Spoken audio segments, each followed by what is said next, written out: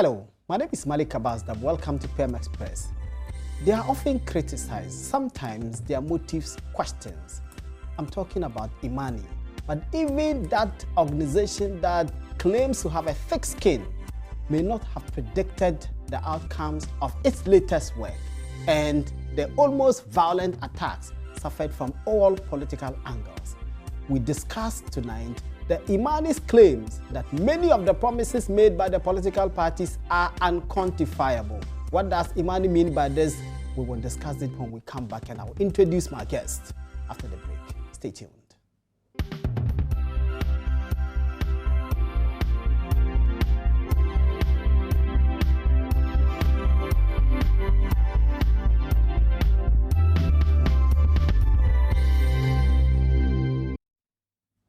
Yeah, welcome back. We are discussing Imani's case that many of the promises made by the various political parties, especially the leading ones, the governing National Democratic Congress and the main opposition New Patriotic Party, many of their promises are unquantifiable. With me to do this discussion are two communicators, one from the NDC, one from the NPP. Let me introduce first the man from the NPP. He's Saka Salia. He's a member of the NPP's communications team. Saka, welcome. Thank you very much. Then I have a Deputy Communications Director of the Governing National Democratic Congress, Fred Agbonya. Fred, welcome.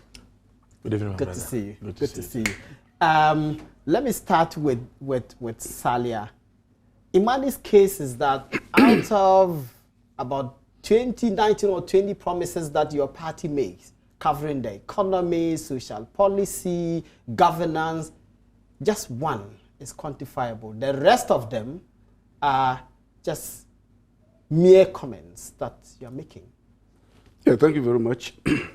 Good evening to our cherished viewers. Yeah, yesterday we had Imani's press conference or press briefing with a little bit of sadness, because first of all, we question the methodology Imani used to arrive at such a conclusion.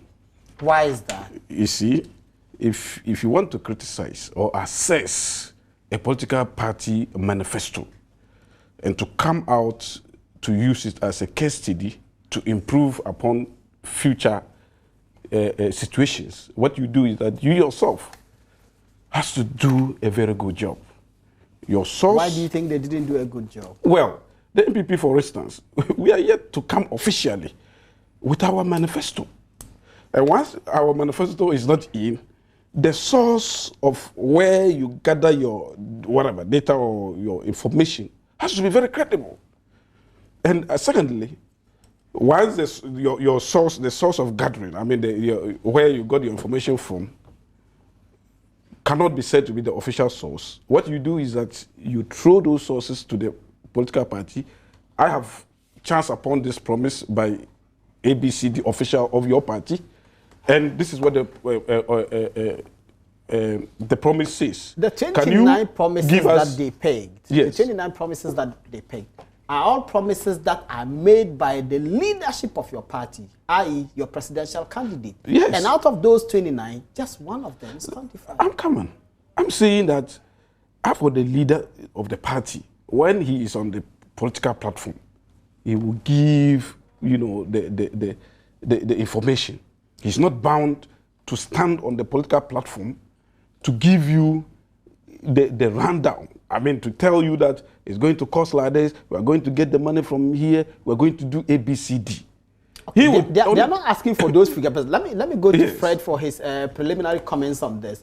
Fred, and I heard some of your party leaders, i.e. your campaign coordinator, Kofi Adams, rightly reject, or if you like, rubbish what Imani's work was, which was put out yesterday. Well, I didn't hear that. Let me say good evening to our cherished viewers. I didn't hear Kofi Adam rubbishing whatever work that Imani did. We are a political party that believe in civil society organizations. We want to permit them to do their work. Whatever that they present, we'll look at it, we interrogate it, we'll see the merit and otherwise of it, and then we'll take a decision based on that. Where we are now as a political party, we are simply not too sure if Imani's concern really was about the National Democratic Congress, and for that matter, President John Dramani Mahama, some of us think that Imani really wanted to speak to Nana Akufo-Addo, the NPP flag bearer. But and this is a common theme in all your presentations because right from yesterday, you guys have cleverly veered everything to Nana Akufo-Addo. Can I land? Okay. For unknown reason, they decided to rope in other political parties because really, well, Imani certainly know what they were doing.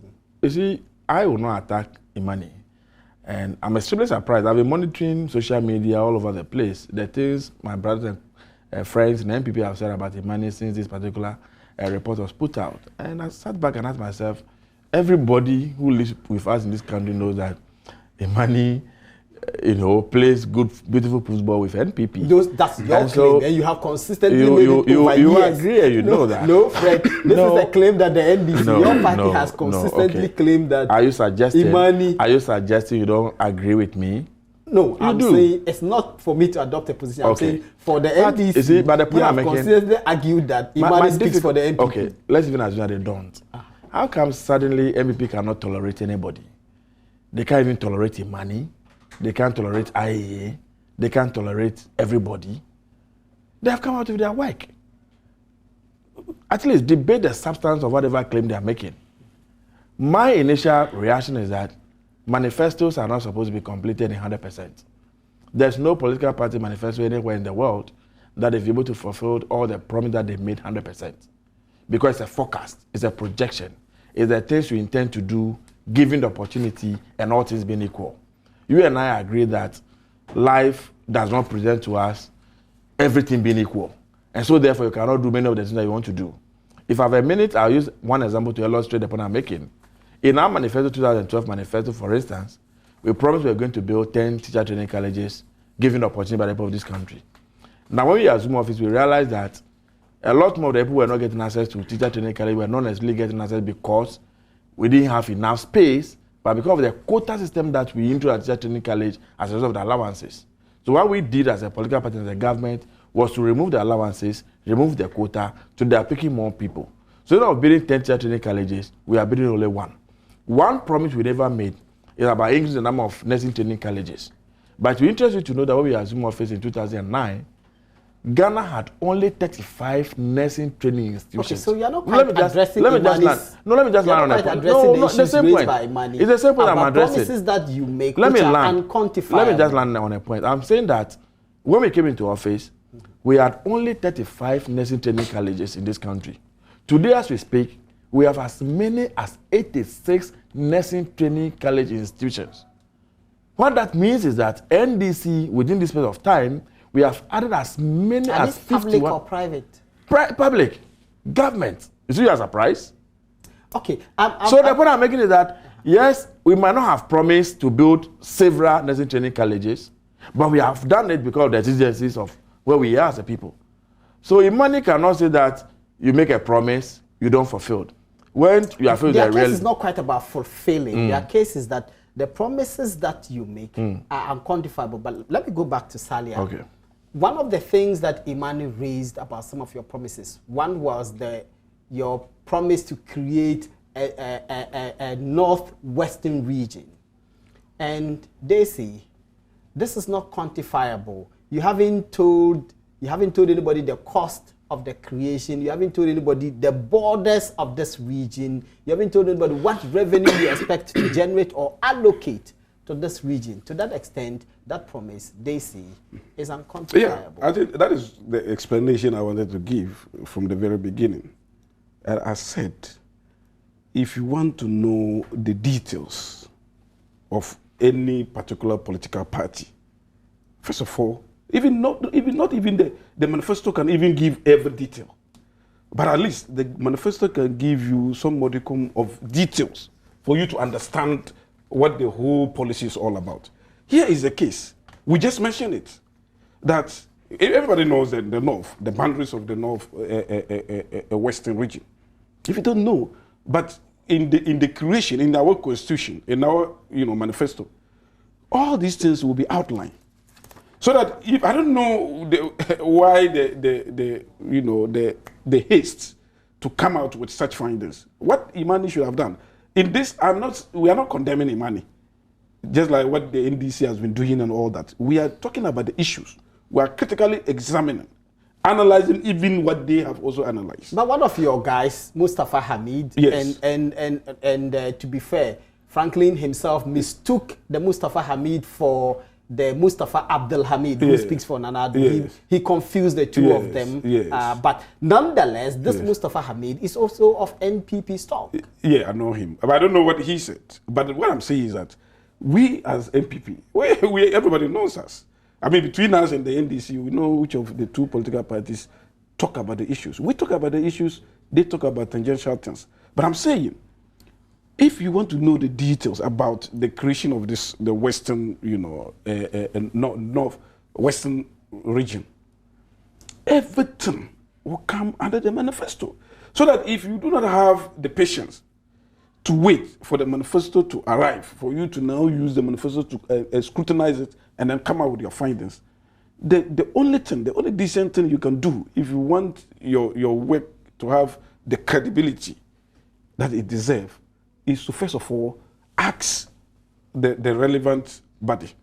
In this case, the Are you NPP. saying that Imani didn't write to you as a Imani political never party? did anything like that. If Imani could have written to NPP and says that, okay, you said here at this particular point by this official that you want to create such a region. Can you give us further and better particulars? So that when the further better particulars comes and you look at it and it is not accessible, then you can then come out and say that, oh well, these are just empty promises and all that. But we know that even before you do that, there will be legislation. You have to take it through parliament, you have to look at the boundaries, you have to factor in cost, the benefit and all that. Everybody knows that. These are fundamentals to the thinking of the creation. So tell the people. You get the point. No, but we'll be telling the people. I don't know where Imani is rushing to, just to equalize. I'm sure that a lot of the things that Imani said about the NDC could be right. But in order to give the findings some, Okay, so you both are playing the same game. Exactly. If not in the first place, how do you tell us that creation of a region, we should today give you cost? What cost are you talking about? Because we mentioned it, Nana mentioned it when was at the region, because he gave reasons, and one of the reasons is that it's a very vast region, and that part of the region is so poorly treated in terms of access to road and other things. And we know that once you divide it, it will now have its own capitals. It will now have its share of the national cake. This is a very contentious issue, because I know districts that have been created, and the same explanation you are offering is what has been offered for the creation of those districts. And yet the underdevelopment and the inaccessible roads and the poor amenities still obtain, in spite of the fact that those areas have been carved out as specific districts. And if I may just cite an example, Adaklu, for example, when we did ballot box in Adaklu, it turned out the people don't have any good source of water, they don't have any better road, they don't have anything. The political authorities' complaint or explanation was that, oh, Adaklu is a new district. It was just created 4 years ago. That's the reason why these developments do not come. So if the examples that we have are anything to go by, just creating or merely creating a region won't solve the problem. No, it will. You see, we could have exceptional cases, but also it will depend on the leadership of that particular district. If the district leadership, the political leadership, are not proactive enough, are not productive enough. Because this is a district that has a district assembly. The district assembly look inward. They generate their own revenue, they use and even government also give them their subvention and all that through the common fund and other things. And so they look inward and ensure that whatever they generate, it's used for the benefit of the people. So that if these people who have their own district assembly could not use those monies to develop that part, and also, you know, the central government also, you know, complementing it. Then, of course, it means that if they had not divided the region, it would have been worse. Okay. You get my point? I'm saying, the very moment a region is created, it is supposed to be a blessing rather than a curse. You explain why you think that it's supposed to be a blessing. But Fred, Imani's case is that out of 20 promises made by your presidential candidate, President John Mahama, so far, only 6 of them are quantifiable. The remaining 14 of them are not quantifiable. And they give us an example. The president says he will continue to provide a competent leadership in the second term, and by building on the foundation that he has laid in the first term. Their question is, how do you measure this promise? How do you measure a competent leadership? Well, first of all, I think that I agree to an extent with my brother when he says that it's difficult for anybody to draw a conclusion on how measurable or not measurable a particular promise is based on a statement made on a political platform until you see the document in which the policy statement is made. And then you also even interrogate it further, speak to the people who are involved in it. It is difficult for you to tell what exactly we mean by that. But yes, I'm a researcher, I do research, so I know people can use secondary data without necessarily talking to anybody to do their data. I made a statement from the very beginning, assistant by 8, that Imani's conclusions today are not necessarily based on what is happening today in the 2016 election, but they are based on what we have done in the past, things that we have said in the past, and manifestos that we have presented in the past, and the extent to which we have been able to implement the things that we promised in those manifestos. I sincerely want to believe that is what they informed the conclusion that they came to today. Because as we speak, I'm not too sure. NPP, they've not come up with their manifesto yet. NDC has not done the same. And so what is the basis of the conclusion that the man is drawing, that we have made a promise that we cannot fulfill? Now, the fact that the issue is actually not about being unable to fulfill a promise. That's not measurable. The question is about measuring the promise so that we can determine for ourselves. You see, in governance, because you always talk about SMART. It has to be simple, it has to be measurable, and all of those ones. Yes, benchmarks and then time frames. In governance, it's not like a teacher who prepares to go and teach a P5 class in a particular day, who knows that I have a period between 9 and 10 o'clock, 1 hour, I'm going to teach this thing, and so within the 1 hour time, I should be able to fulfill a particular objective. And so I'm talking about the measurability of the objective I've set, and all things being equal, I should be able to fulfill that. Governance doesn't work that way. Is that not the problem? Because if you promise to us and you can't give us parameters within which we can hold you responsible, that's the problem. You give yourself a leeway to I was making a point that apart from a lesson note that a teacher will prepare, there's something we call a forecast. A forecast is what you intend to do within the space of time, the period. Within the period, my pupils must understand this. I must be able to teach this. Then the lesson note is what you do on specific lessons. When I go to a class, maybe on Monday, 9 to 10, I am going to impart this knowledge. I want my people to understand this particular objective. Two different things. Manifestos are forecasts, they are projections. They are things we intend to do, all things being equal. Based on resources, based on time frame, based on planning and what have you.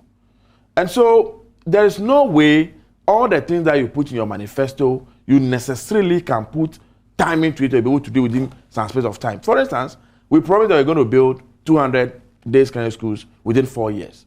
As I speak now, my understanding is that we've awarded about 123 of the schools on projects. 70 less. 70 less what we promised. You cannot accuse us of not being able to fulfill the promise, or because that particular promise, that particular promise was measurable. Precisely within time. Are the political parties learning from that experience and deciding that, look, we don't want to give any specific promise again so that people can hold it to our necks, because the NPP consistently is bombarding you guys with, where are the 200 schools that you promised? Where are the 10 secondary schools the 10 training colleges that you promised? Where is the one-time premium that NHIS that you promised? Where are those ones? Is it the case that the parties have learned that if you give a specific time limit and boundaries, people will hold it against you, therefore give very vague promises so that the people cannot hold you? The difficulty you have is this. They are in opposition today. the Imperial Manifesto. Based on where they sit in opposition, they are making projections based on that. It is based on that they are developing their manifesto. They are not faced with the realities of issues on the ground. So you develop your manifesto, then on an unlikely event that you win power, you come into office, now you are confronted with the reality on the ground. They realize that, hey, we have said this in our manifesto, we'll do this. But looking at what we have in terms of resources, it is simply not possible for us to be able to do that within the time frame. And that time, your political opponents would against you and say that, oh, you made all these promises and yet you don't be able to fulfill. So it is a difficulty that political parties will continue to face in a day. Today, because we are in power, we know the resources are available to this country. And so we can comfortably say that, okay, from 2017 and beyond, based on the information available to us, based on the research we have done, we are able to accomplish A, B, C, D. We are at a very comfortable position to say those things. They are not. They don't know what really is available, what is there for us. So whatever projection they are making, I have, for example, another is saying that I'll restore the necessary training allowance. I'll restore this. One question all of us have not asked them, how are you going to do it? How are you going to get the resources? If you ask them to tell you, oh, all the money that you pay to Woyome, you pay to Jida, you pay to Suba, if you keep those money, you can do it. They have forgotten that these are recurrent expenditure. Those expenditure they are talking about, one-time events, you pay off, it's finished. This recurrent expenditure you have to be paying every now and then. And so you cannot use an intervention that failed or that didn't work out. The rest of that intervention, you say that you can use that for a more durable, sustained, time-taking. Fred, deal with this for me. Your presidential candidate is promising a competent leadership on the basis of the foundation that he has led. Imani is asking, what do you mean by competent leadership? First of all, I am not too sure when my candidate, and for that matter, the president said that he was going to provide competent leadership. Yes, but as far as I am concerned, will continue to provide competent leadership in the second term. So if you are saying that he will continue, is it from saying that I will provide? Okay, he will continue to provide competent leadership. So competent leadership is what we are seeing today. That yes, he is the leader. He takes responsibility. When we had Doomsaw not too long ago, you have a president who appeared before the guest house parliament and said, listen, people of Ghana, I am the president. We have a problem. I've taken responsibility and I'm going to face it. That is competent leadership. You have a president who will get up and say, listen, our road networks are simply not the best. We've been experimenting with this third-class road. We do it every now and every year. The rain comes to wash it away. Henceforth, we are going to have asphalt roads in all our regional capitals. He's doing it. That's competent leadership he's talking about. It's a leader who will come out and say, listen, we cannot be providing these toy vehicles, some Peugeot cars to the police security services. After a year or two, they all become scraps. You don't know what to do with it. Now you want to get them durable vehicles. You want to get them whatever that they need to be able to provide peace and security for this country. He's doing it. A president who will come and say, listen, you cannot say you're giving national insurance cards to the people and then the facilities themselves are not available. So he comes in and says, listen, I'm going to build a university purposely dedicated for training of health personnel. I am going to build more health training institutions. I'm going to build more hospitals so that whoever comes from this institution will get a place to work. That is competent leadership. So you believe that the promise to continue to provide competent leadership is absolutely measurable? It's measurable. Whatever he says, he's doing. Whatever he promised, he's delivering on. And you and I are witness to it. Our viewers are witness to it. Let me go to Salia. Salia, your presidential candidate has often also promised a competent and incorruptible leadership. How do we measure that? What do you mean? First of all, if somebody says I'll provide competent leadership, you have to, it's measurable. The measurability stands from the fact that, first of all, he appoints people, appointees. His competence would determine the competence of the appointees. I mean, that is the competence of the appointees. Their quality. Yeah, the quality of the appointees. If you have appointees whose sectors are not functioning well, that it means that you have not been able to competently manage those sectors. First of all, your appointments will show your competence. And all the sectors of the economy, for instance, of every sector of the economy. For instance, if you have a situation where the currency keep on depreciating, even though you go and stand on the political platform and shout from the high heaven that I will provide competent leadership, and then the currency keep on depreciating, that is not competent leadership. If you say that I will provide competent leadership, and then you up 10 months into the year, you know, various sectors of the economy has not been given their budgetary support allocations. That is not competent leadership. You are not answering my question. My question was, when your presidential candidate says that he will provide a competent and incorruptible leadership, what does he mean? That's what I'm saying. So, Nanadu, first of all, when he says he will provide incorruptible leadership, you have to look at his persona himself. You have to look at his track record. How do we measure that? I'm telling you how to measure it. Look at the person talking. Has he ever been corrupt in his life? We all know that corruption dissipates everything, all our resources. You can take as much resources as possible. If you are unable to hold the exchequer, everything will dissipate through corruption. And the person says that I will give you incorruptible leadership. First of all, you have to look at the mechanisms that he will put in place. After looking at the persona, his demeanor, the person who is promising that, look at his demeanor, look at his track record. In this case, Nanado has 100% track record in the fight against corruption. Secondly, what mechanisms has he put in place beyond just the rhetorics? You look at the fact that as a political party, he superintended over, the establishment of a status, laws that actually helped in the fight against corruption. Anti money laundering acts, the procurement acts, and all others. And you get the point.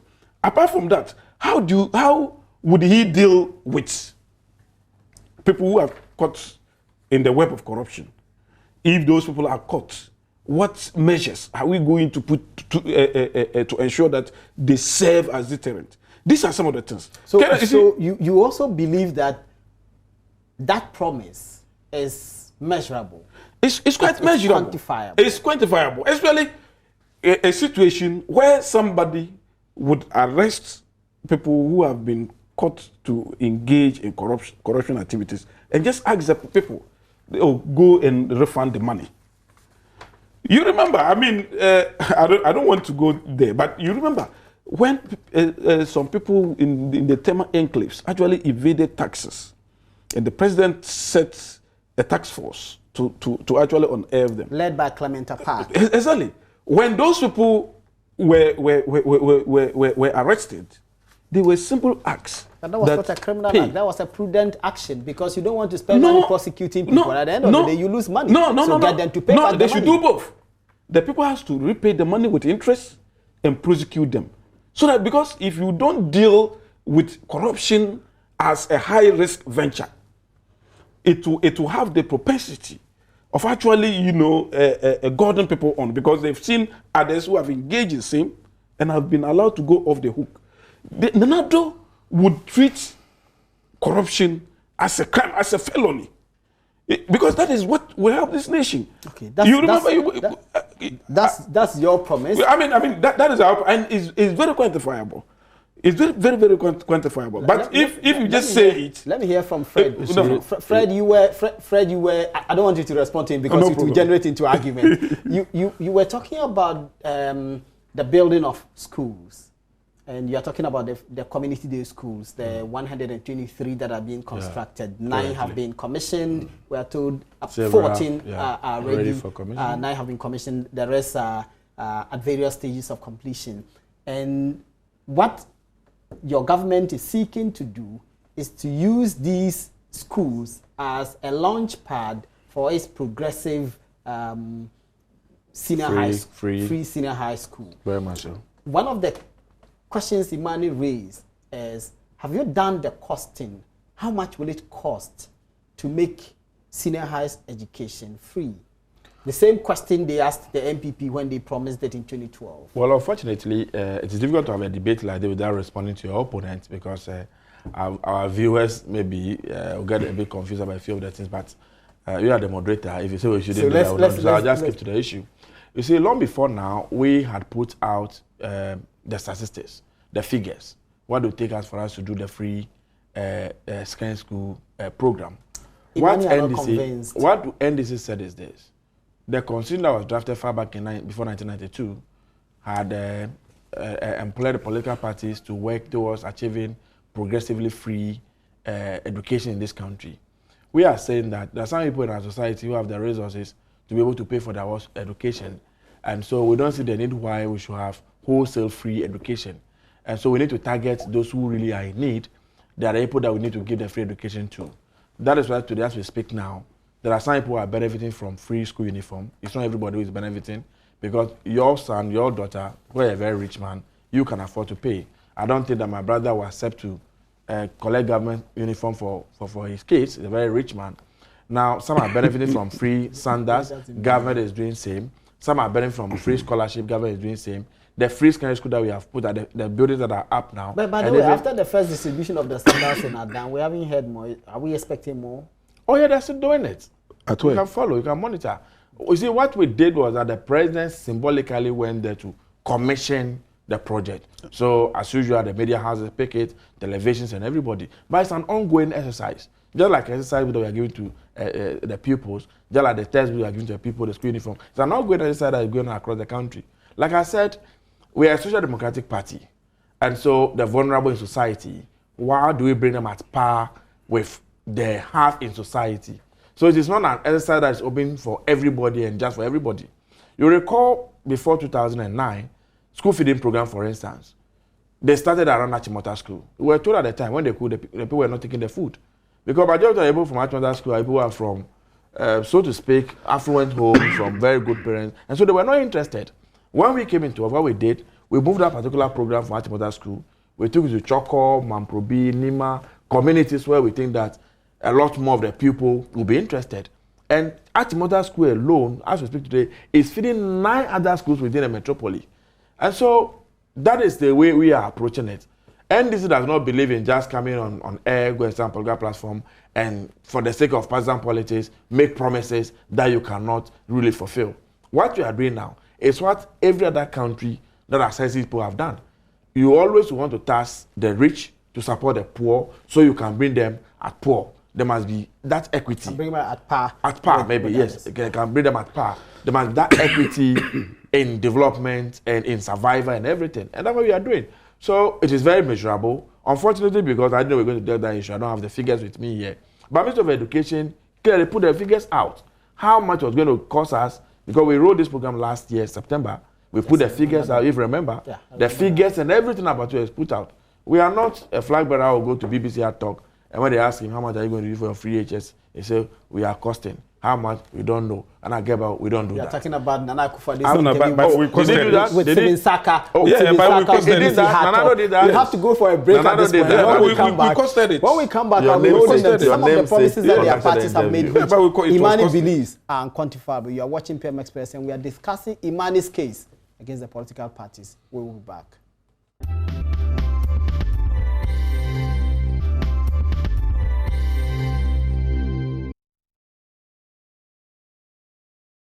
Yeah, welcome back. You're watching PM Express, and we are discussing Imani's case that many of the promises made by the various political parties are unquantifiable. For the NPP, it says out of 29 promises, only 1 is quantifiable. For the NDC, out of 20 promises, only 6 are quantifiable. The political parties, NPP 29, NDC 20. The political parties disagree. And they disagree amongst themselves. Let me read a few messages from you, and then we can continue with the discussion. This one is, my name is Ayana from Wa. I want to ask the NDC man whether a student with the free school uniform can go to school with empty stomach. They should please give us a break. This is Ayana from Upper West. This one, Ghanaians obviously didn't need Imani to tell them that Akufo-Addo has been making lots of empty promises all in furtherance of his power drunkenness. No one in the NPP was able to tell anyone about the source of funding for its phantom free SHS promise in the run-up to the 2012 elections. The one district, one factory is given different interpretations by people from the same NPP. Ghanaians can read in between the lines and would ensure Akufo-Addo is retired from December 7, inshallah. This is Barima Kubaji, Jenny. I think this is a serial texter. Please ask Fred if he has taught as a teacher before. Freeman Agogo. I'm a trained teacher. Whether you are a teacher before. Yeah, I'm a trained teacher. You no longer teach. No, I stopped you are teaching. politicking. Because there is more money in politics. Because there is more money in politics. I stopped than in in 2003. No, not that. Long then we were in opposition. This one says Imani should have waited for the political parties to launch their manifestos before coming out with their findings. What they did was cost 90. This is Michael Jojoji Koforidia. This one. Please, Imani is true for bringing out or saying the truth. This person doesn't tell us where he's sending us this message from. Good evening, Dabu. Good evening, Dabu. This is Haruna Mahmoud from Wenchi, and he says, please, politics is not religion. Political manifestos are not Holy Bible or Quran. No one should attempt to garbage Imani's research because you politicians are full of flaws. Big English without you yourselves understanding them. Every good scholar in research would agree with Imani. This is Haruna Mahmudu in Wenchi. Fred, before we went on the break, you were making a point about the things that you have put in place in terms of education and the costing that you have done. One of the issues Imani raised against you is the president has promised a first-class hospital in every district. Imani's case is, how do you define what constitutes first-class hospital? Well, I think that is very measurable. When we say a first-class hospital, the first in NDC. How do you define it? Yes, I will define it in a minute. You remember, long before now, we didn't have even regional hospitals. Rich Hospital we are told supposed to be the Greater Accra Regional Hospital. Today, we are defining what a regional hospital is supposed to be by expanding that particular facility, providing the equipment, providing the human resource that will work in that particular facility to give you the status of a regional hospital. It's the same thing that we apply in the district hospitals. So when we came, for instance, before we left office, we have built the Volta General Hospital, Trafalgar. We have built the Central Regional Hospital. We thought that our brothers would have helped in completing the rest for aid. They didn't build even one.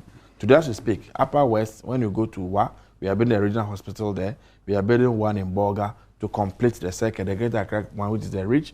All of us know what is happening over there. So very soon, all the regions are going to have first-class regional hospitals. You still haven't told me what your definition of a first-class hospital is, because that's Imani's case. I did. What constitutes first-class? What should it have? What equipment should be there? What caliber of medical staff should be there? What should be the capacity of beds in the hospital for it to qualify as a first-class? A first-class hospital is a hospital that can attend to critical needs of the people who live within the catchment area where the hospital is located. Critical needs means a first-class hospital must have the human resource, the medical staff must be there, they must be available. But even the referral hospital should have that. Almost always in the news for lacking basic staff. If I was given the opportunity, you would have realized the reason why Kolebu seems to be lacking some staff is because there's too much pressure on Kolebu. That's why NDC came into office and said, listen, let's decentralize completely. Let's take pressure off Kolebu Hospital. So for that Tamale Hospital, let's make it a first-class hospital that will be at the same category as Kolebu is. Today, people have a choice. People can say, okay, I'm not going to Kolebu, I'm going to Tamale. We go to Tamale, everything that you can see in Kolebu today, almost everything is in Tamale. People can say, I'm going to Ho. People can say, they are going to Cape Coast. People can say, they are going to Okonfanochi in Kumasi. Even they were even adding the military. It's not quite the case, because not too long ago, quite recently, I had to deal with a case where a relative of mine who suffered cervical cancer and needed to go through radiotherapy and chemotherapy was referred from Tamale because they don't have the resources. Look, So Tamale Hospital, no. She had to come and do that in Kolebu. I am not too sure. They do. Tamale, they do. Almost every equipment. When we came into office, one of the things that we paid particular attention to is equipping the hospitals with the needed equipment that they need to work. I'm just giving you an example of somebody who needed chemotherapy. I would need to cross-check. I am not too sure. I am not too sure they were referred from Tamale Hospital to Kolimbu because they didn't have the equipment. Some other arrangement I've accounted for it. Find out. I'm very 100% sure what I'm talking about.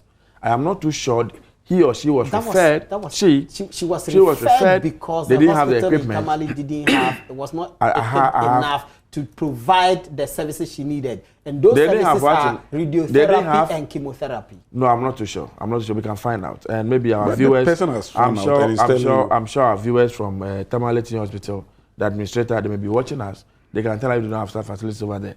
Because I know that conscious effort was made that almost every treatment that can take place in Kolebu should be able to take place in Tamale.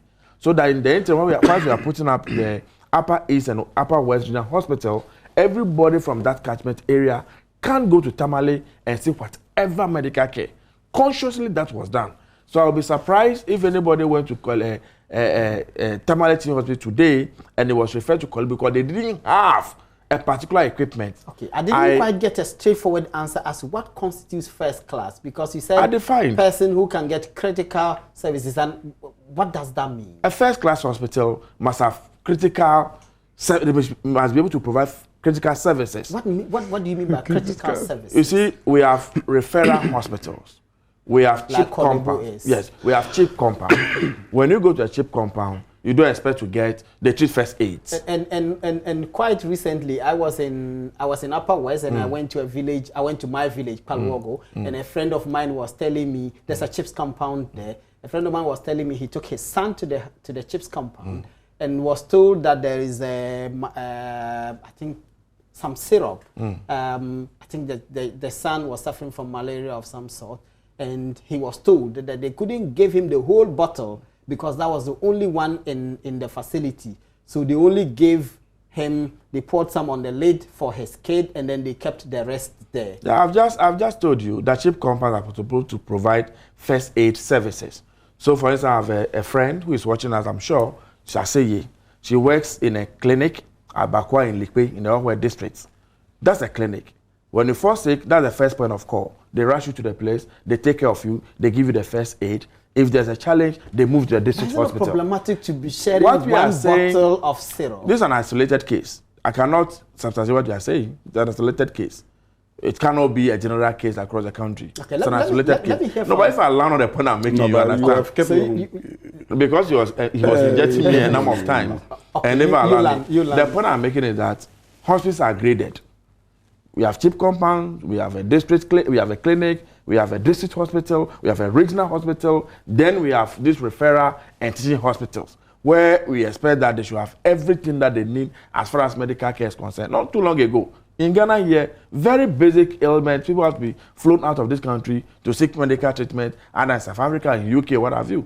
Today, most of those treatments have been taken care of here in Ghana. Minus the politicians, because they will still fly out. Let me go to Salia. President Gufo goes to Kolebu for treatment, doesn't fly out. I only know of one politician after every one round, it goes to UK. I'm only saying that I know one politician after every one round, it goes to UK. Let me hear Salia. They are talking about a first-class hospital in every district.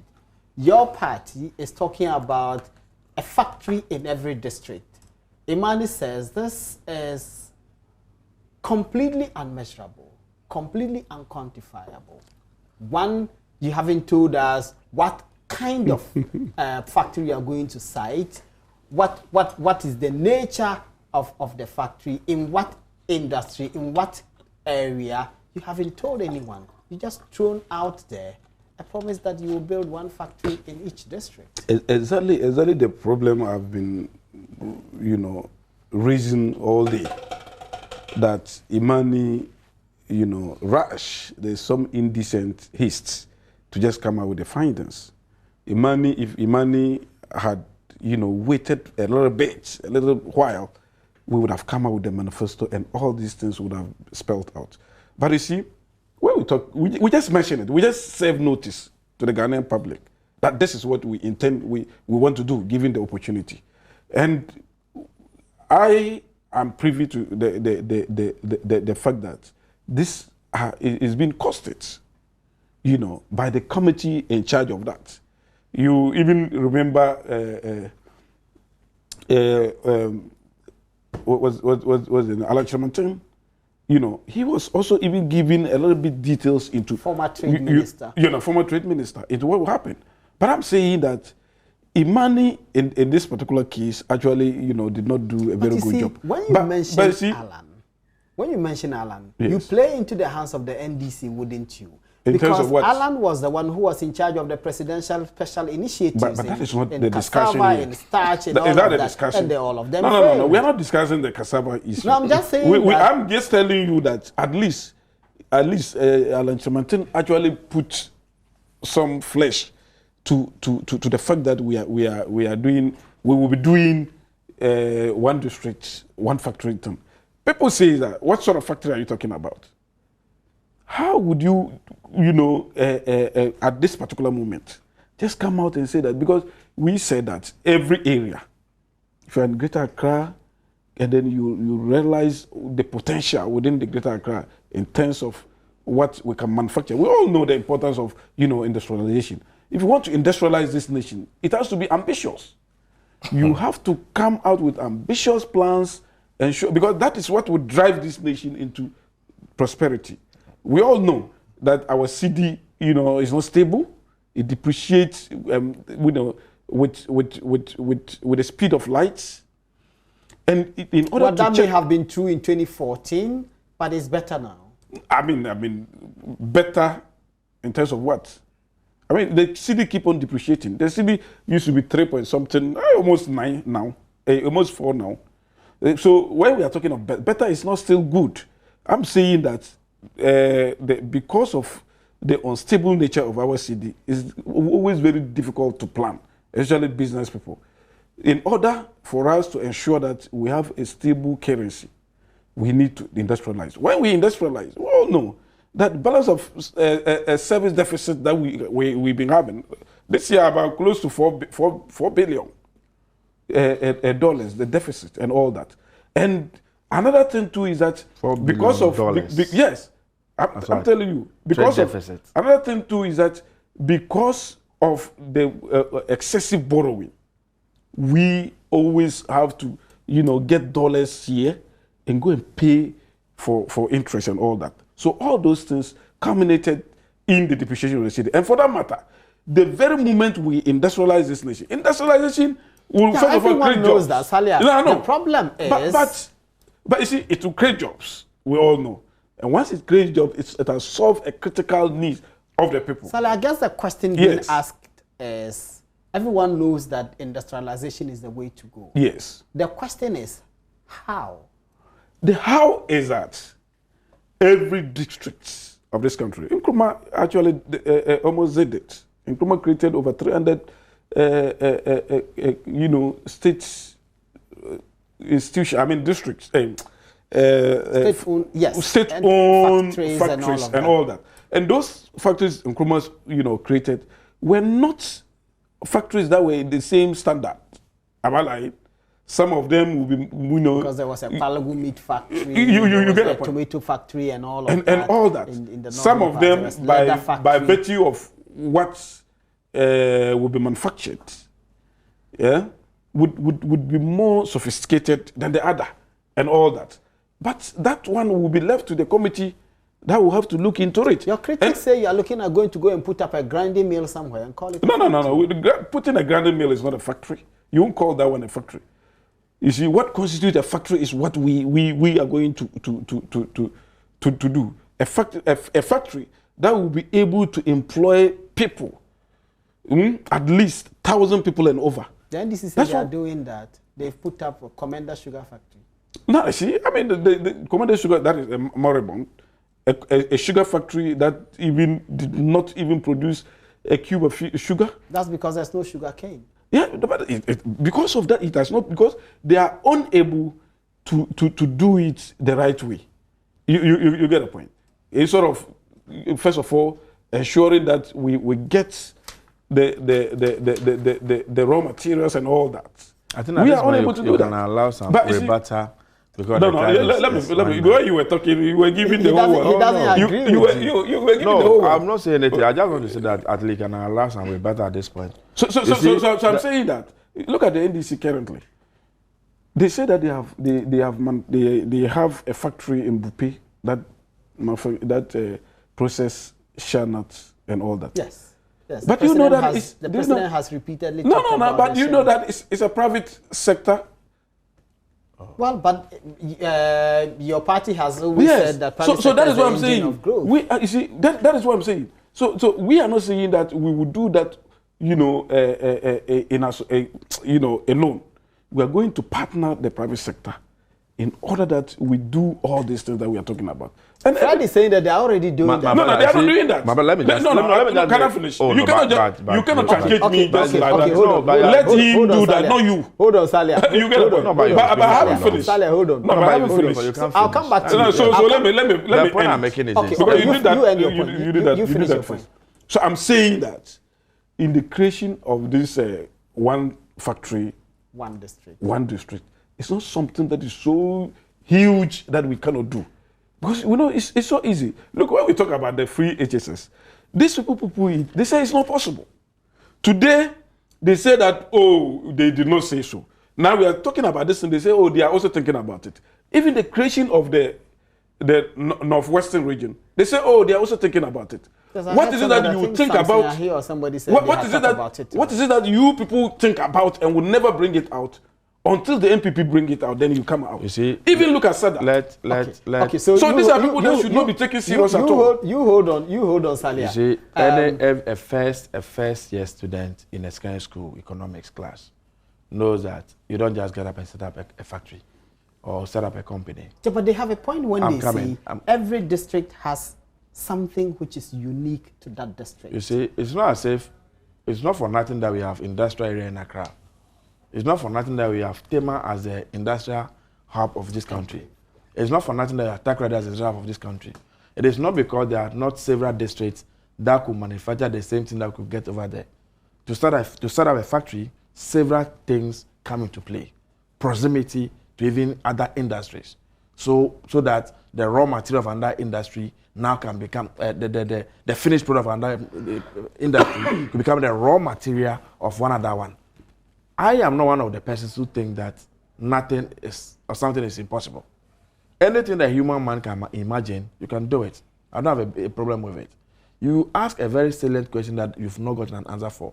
How are you going to do it? As for saying that, how did Nkrumah do it? As for saying that, how did he do it? Nkrumah governed Mother Ghana with 6 million people. Ghana's population, to that we speak, is almost 27 million people. The number of districts, the Chinese are in excess of 1.3 billion. The Chinese, 1.6. Yes, they don't have an industry in every district. Who told you that? They don't. Who told you? They have. They don't have. They have. Listen, you see, let me hold on, that's just the point. I am saying that it is possible to have an industry in every district. If you look at the GSS concept that was introduced, the essence is that everybody is going to do a vocational skills or a technical skills dependent on the raw material in your locality. And so you can build an industry around that area. If you go to an area where they have a lot of cane, where they can do baskets, you build a cane basket there. If you go to an area where they have clay, they can do ceramics, you build a factory over there. So I don't believe that it's not possible. So why hasn't that happened? The point I'm making is this. Ask you a question. That for you to have every industry, certain things must be in place. Your road network is key. Electricity is key. You can't have a country where your demand is at 12.5% per annum and your generation is that low. You have not faced that. Then you are saying that you are going to have industries all over the place. But you can walk and chew Ghana. The point, I agree. I'm not against it. I'm saying that people should not just make promises because they want political power. They should prove concretely how they are going to do it. Let me address this issue about Western region, creating a region out of West region. This idea was mooted far back in 1975. Why? It doesn't even look realistic today, because at the time, There is no road network when you go to the Sewi area that will take you to Takrade, which was the regional capital. So every business was gravitating towards Ashanti region, Kumasi. Today, by the grace of God, there are roads crisscrossing the whole of the central region. You and anybody who have done decentralization knows that regions are only playing coordinating roles. Developments are the districts. So if the essence is to bring development to the people, it's the district that you have to focus on. It's more that you need to create. Regions that not provide development. Nothing happens at the region. They always supervise and make sure that things are happening. But you see, that's a very contentious argument itself, because you see, Fred, when you create the districts, and I was following the Adakulu argument, and I said the political elites argument didn't make too much sense to me, because before the Adakulu district was created, it was Adakulu Anyigbe district, isn't it? So it was still, that area, that geographical location still fell within a district. So if you fail to develop the area, the answer cannot be that, oh, we just created a new district, because before that new district was created, it formed part of an existing district. You see, the point is this, that all the districts are given districts common fund. And so once an area is created and is named a district, some resources are allocated to that particular district. Now the resource should be enough to bring about development within that catchment area. Which is not quite happening. Now, if the area is that big, it's just like dropping an ocean. If you send the resources to Adakulu Anyigbe, which is far, vast area, definitely you can't get development going around to all the villages around that area. But the district assembly common fund is not often on the basis, it's not shared equally. It's on the basis of the population of the area and other related matters. Yes. I agree. So the point I'm making is that if you go to the Adakulu Anyigbe area that I'm talking about, in terms of population compared to areas somewhere in the north, upper east, or upper west, it's quite a densely populated area. But it was so large that whatever resource that goes into the then district was not making any impact on all the communities. What we have done in effect now is that we have splitted it, so some resources go here. Now whoever the district executive is, whoever the MP is, have a smaller area to control. And so whatever resources that goes into that area is able to touch the needs of the people directly. Better than it was large. And so you don't think a new region is... I have not said it's not possible. 15 no, seconds. Let me just I'm saying that you point. don't think it's necessary. I've said, I issued a disclaimer from the very beginning, that everything that human mind can imagine is doable. But people must project these things sincerely, but not based on gaining political power. You don't see sincerity. I have just 15 seconds. You still think, you believe that it's possible to do one district, one factory? I mean, it's a possibility, because before we even conceived that idea, because they are saying that the idea is this and all that, they started doing it. I'm telling you, the NDC, that is how they are. Because they wait till the NPP come out with an idea, then they run that idea down. And meanwhile, they themselves are unable to bring any idea. You brought a manifesto in 2008. Okay, I think we have to... You brought an manifesto in 2012. It was rejected. How can we leave our manifesto? Fred Agbonyo is the Deputy Communications Director of the NDC. Saka Salia is a member of the NPP's campaign team. My name is Malik Abbas. You have been watching PM Express, and we have been talking about the Imani's claim that many of the promises made by the various political parties are not quantifiable. God willing, next week we will bring you another exciting discussion on PM Express. Until then, my name is Malik Abbas. Have a good weekend.